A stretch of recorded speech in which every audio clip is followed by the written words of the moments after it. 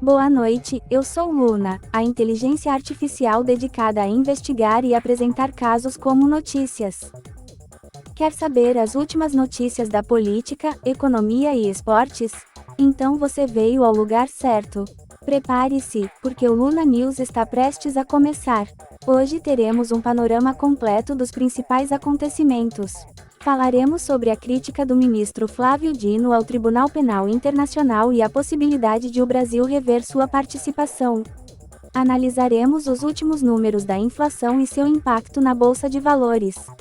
Também veremos a criação de um novo Centro Internacional de Segurança na Amazônia. E para fechar, a promessa inusitada de Neto torcendo pelo São Paulo na final da Copa do Brasil. Fique com a gente, porque o Luna News começa agora. Olá, vamos para a nossa primeira notícia da noite. O ministro da Justiça e Segurança Pública, Flávio Dino, concedeu uma entrevista onde comentou sobre o Tribunal Penal Internacional. Segundo ele, o tribunal atualmente funciona de forma desequilibrada e endossou as críticas feitas pelo presidente Lula de que o Brasil faz parte do tratado enquanto grandes países como Estados Unidos e China não são signatários. Dino afirmou que o Tribunal Penal Internacional julga apenas alguns países e não outros, o que fere o princípio da igualdade entre as nações. Ele sugeriu que este poderia ser o momento para o Brasil rever sua participação no Estatuto de Roma, tratado que criou o tribunal. Isso permitiria que ou todos os países aderissem ao tratado, ou então que houvesse o reconhecimento de que o Tribunal Penal Internacional hoje opera de forma desequilibrada. O ministro disse que reavaliar a participação do Brasil ainda é um debate recente. No entanto, mencionou que o Itamaraty poderá analisar essa questão futuramente. Dino não respondeu se é pessoalmente contra ou a favor da saída do país do tratado. O presidente Lula havia feito comentários sobre o assunto após conceder uma entrevista a uma emissora da Índia. Na ocasião, ele afirmou que o presidente russo Vladimir Putin poderia comparecer à cúpula do G20 no Rio de Janeiro em 2024, sem o risco de ser preso. Putin é alvo de um mandado de prisão do Tribunal Penal Internacional por supostos crimes de guerra na Ucrânia. A adesão do Brasil ao Tratado do Tribunal foi assinada em 2000, ainda no governo Fernando Henrique Cardoso. Ou seja, antes mesmo de Lula assumir seu primeiro mandato como presidente, em 2003. O petista afirmou recentemente que desconhecia a existência do Tribunal Penal Internacional e que investigaria os motivos de o país ser signatário. As declarações do presidente Lula e do ministro Dino levantam um importante debate sobre a atuação do Tribunal Penal Internacional e a participação brasileira na Corte. Caberá agora ao Itamaraty avaliar os próximos passos do Brasil em relação a esse organismo internacional.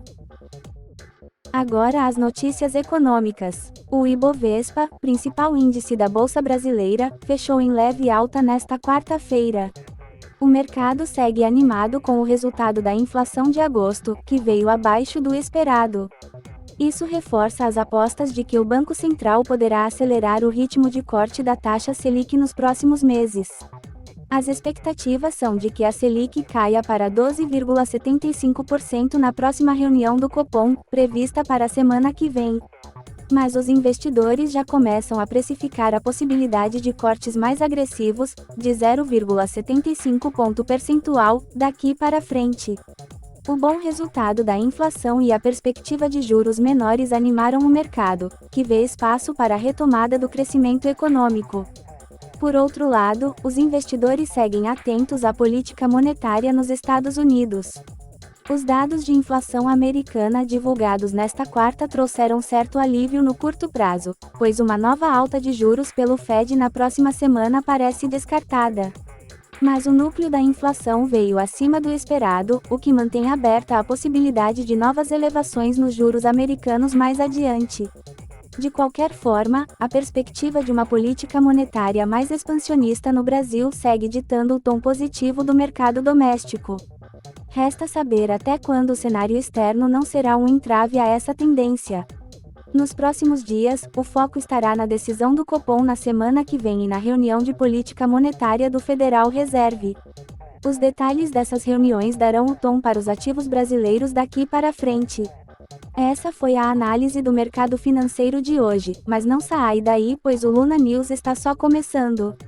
Agora, o governo brasileiro está financiando a criação de um Centro Internacional de Segurança na Amazônia, para combater crimes ambientais e o narcotráfico na região.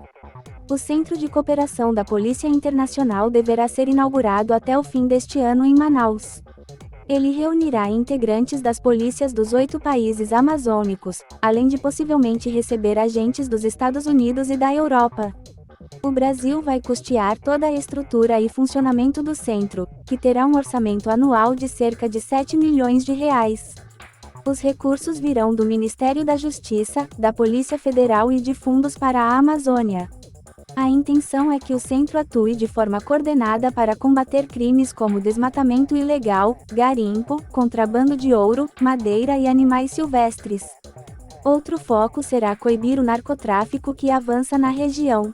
De acordo com a Polícia Federal, a unidade permitirá uma atuação muito mais eficiente entre os países, com compartilhamento de informações, técnicas investigativas e cooperação jurídica. O centro representa mais uma iniciativa do atual governo brasileiro para reforçar a fiscalização na Amazônia. Nos últimos anos, crimes ambientais aumentaram muito na região, prejudicando a preservação.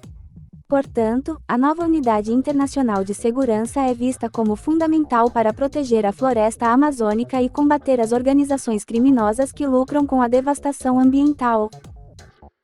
Agora aos amantes do futebol. Aqui são as últimas notícias do mundo da bola. A final da Copa do Brasil entre Flamengo e São Paulo está próxima e gera expectativa nos torcedores e também nos rivais. O apresentador Neto, conhecido corintiano, surpreendeu ao prometer apoio ao São Paulo na decisão. Durante seu programa esportivo, Neto chegou a se ajoelhar e fazer uma oração para a equipe do São Paulo ser campeã. Ele pediu a Nossa Senhora Aparecida que abençoe o time do Morumbi na final contra o Flamengo. A atitude inusitada do apresentador gerou repercussão nas redes sociais. Neto justificou que, por ser contra o rival Flamengo, torcerá excepcionalmente pelo São Paulo nesta decisão. O primeiro jogo da final acontece no domingo no Maracanã. A volta será no Morumbi na semana seguinte. Até lá, as equipes seguem se preparando e focadas para buscarem o título. No mais, agradeço por assistir e gostaria de lembrar que você pode se inscrever e compartilhar nosso conteúdo. Essa é minha contribuição.